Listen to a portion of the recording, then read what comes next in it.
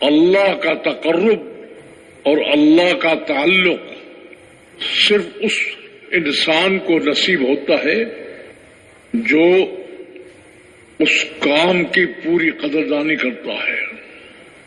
میں ایک واقعہ سناتا ہوں تاکہ بات واضح ہو جائے۔ میں گشت میں ایک مسجد میں گیا، گشت کو روانہ کر دیا۔ میں اور میرے ساتھی مسجد میں بیٹھے ہوئے تھے، اتنے میں دو آدمی آئے۔ ایک نے دوسرے کا تعارف کرایا۔ اس نے کہا یہ آدمی بہت پرانا ہے اور اس نے 3 چلے بھی دیے ہوئے ہیں، ملکوں میں بھی گیا ہوا ہے، اور اپنا تعارف بھی اس نے کرایا۔